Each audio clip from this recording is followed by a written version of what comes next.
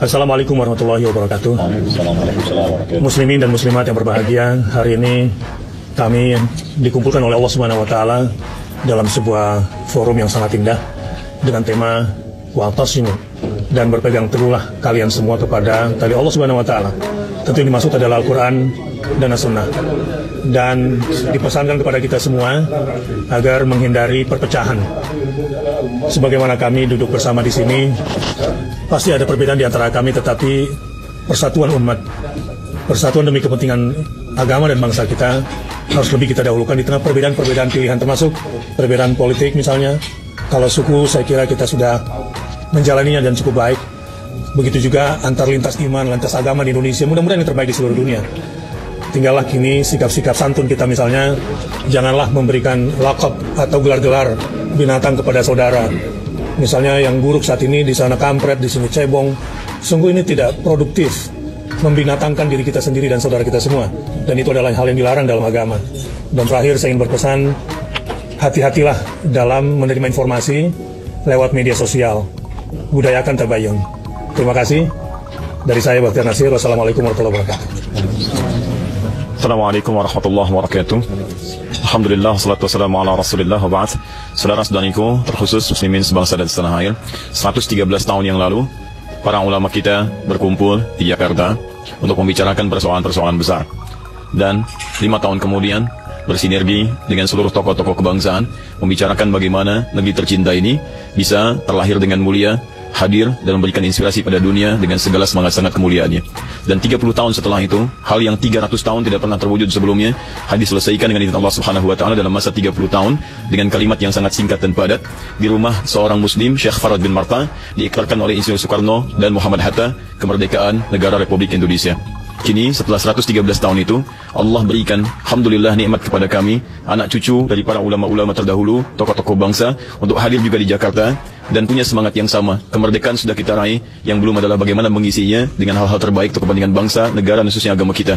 Alhamdulillah, hari ini kami punya etikat terbaik untuk berkumpul bersama-sama bersinergi, membangun maslahat, membangun rekonsiliasi kebaikan-kebaikan, dan kami menyeru kepada seluruh masyarakat Indonesia, termasuk tokoh-tokoh bangsa, mari kita duduk bersama untuk memikirkan masa depan bangsa yang terbaik, memberikan inspirasi kepada dunia, dan ingatlah baik-baik bahwa kita bangsa besar dengan sumber daya yang sangat hebat. Karena itulah banyak negara-negara lain di luar yang menginginkan Indonesia ini barangkali tidak menjadi pesaing-pesaing terbaik bagi mereka. Maka dari Jakarta kami mengirim pesan, mari kita bersatu, hindarkan segala hal yang tidak produktif, dan semoga Allah Subhanahu wa Ta'ala menjaga guru-guru kita semua, sehingga Allah Subhanahu wa Ta'ala berikan keindahan dari bumi negeri Indonesia tercinta ini. Saya Adi Hidayat. Assalamualaikum warahmatullahi wabarakatuh. Bismillah, wassalatu wassalamu ala rasulillah wa ala alihi wa sahbihi wa man tabi'ahu wa mawalah.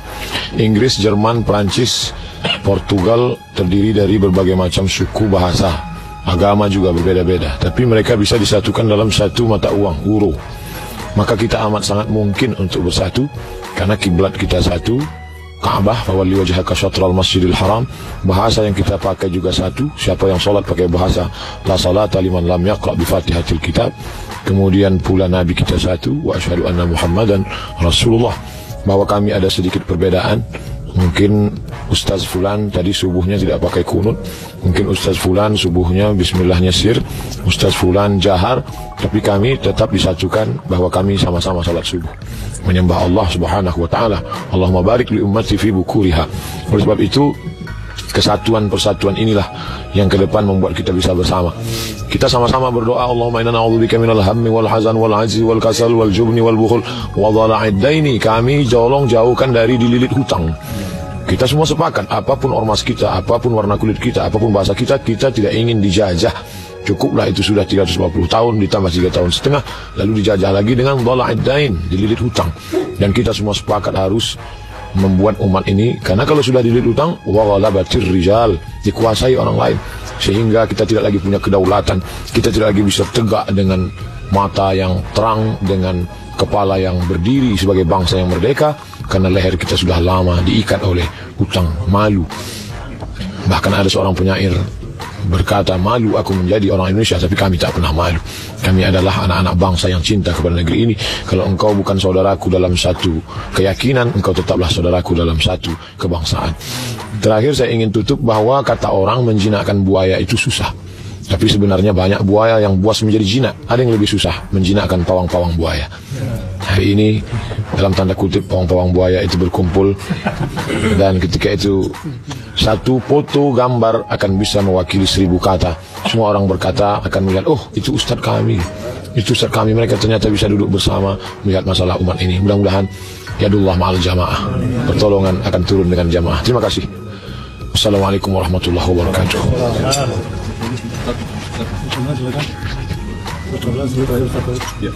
Bismillahirrahmanirrahim. Assalamualaikum warahmatullahi wabarakatuh.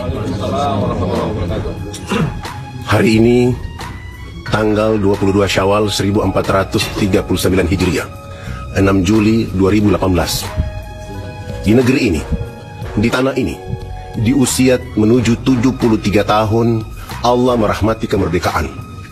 Tapi yang kita ketemu adalah ada peternakan kebodohan, ada peternakan kemiskinan yang sedang dikembangkan di tengah-tengah kehidupan negara yang berdaulat. Di sisi lain, umat Islam yang menjadi pilar kemerdekaan itu ada tetapi tidak ada, banyak tapi tidak terhitung.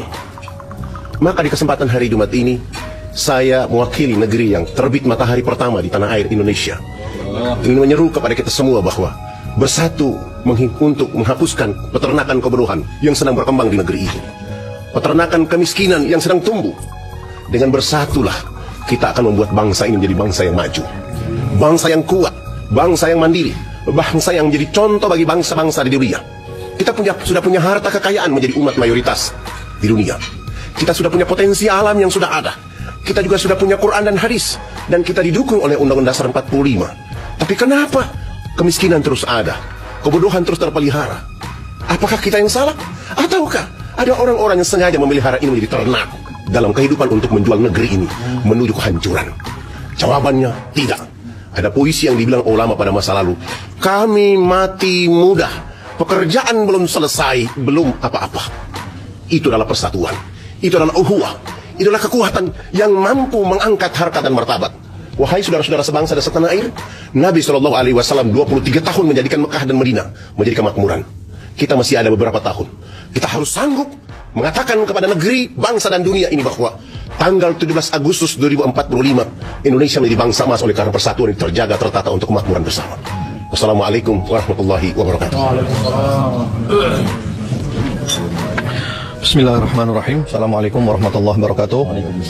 Alhamdulillah, Allahumma salli ala Sayyidina Muhammad wa ala ali Sayyidina Muhammad.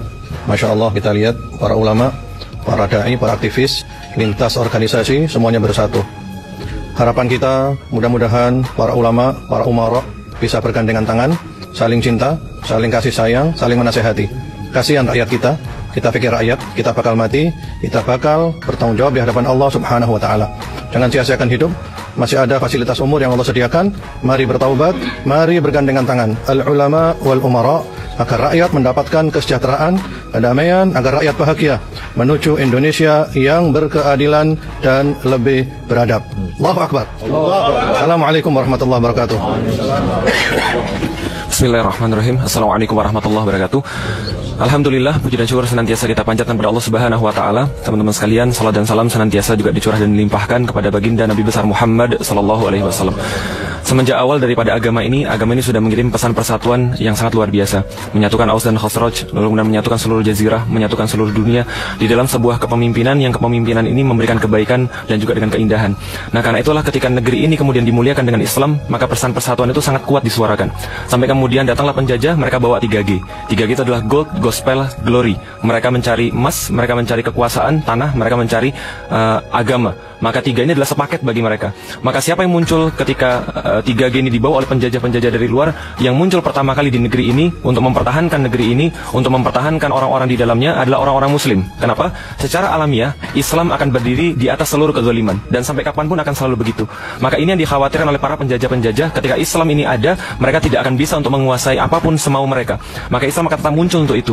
Ulama-ulama kemudian memberikan pesan, jangan jual tanah pada orang-orang kafir. Kenapa? Ketika mereka menjual tanah pada orang-orang kafir, maka membahayakan akibat akidah mereka, akan membahayakan kehidupan mereka semuanya. Ini satu paket, tiga ini yang tidak bisa ditawar satu sama lain. Nah, karena itulah ketika penjajah-penjajah yang lain datang, mereka tertarik dengan kemolekan daripada negeri ini, maka mereka yang mereka cari adalah bagaimana menguasai ini kembali dengan cara yang sama seperti kemarin. Tapi negeri ini tidak akan pernah habis daripada orang-orang muslim yang menyadari kesemuanya dan akan berdiri terhadap kezaliman, dan itu yang dipesankan oleh para ulama. Mereka membuat kita sebuah jalur-jalur, mereka membuat kita sebuah aturan-aturan, sebuah batasan-batasan yang sangat indah. Pancasila itu adalah kemudian nilai-nilai Islam yang hanya bisa diartikan sempurna apabila orang-orang membaca Al-Quran. Karena itu ketika seseorang mencintai Islam, dia akan mencintai tempat dia kemudian berdiri. Ketika seseorang mencintai Islam, dia akan membela tempat dia berdiri. Ketika seseorang mencintai Islam, maka dia mencintai apapun yang ada di dalamnya, umat-umatnya, dan insya Allah kita mencintai Indonesia. Karena kita mencintai Indonesia, maka kita akan mempedulikan bahwa ruh Indonesia adalah Islam, dan ini tidak akan lepas daripada orang-orang Indonesia. Dan insya Allah pada hari ini ulama-ulama mengirim pesan kepada kita semua bahwa insya Allah persatuan ini akan dimulai, akan terus dijaga sampai kita benar-benar akan memberikan rahmat bagi seluruh alam dengan Islam. Saya Felix Xiao, assalamualaikum warahmatullahi wabarakatuh.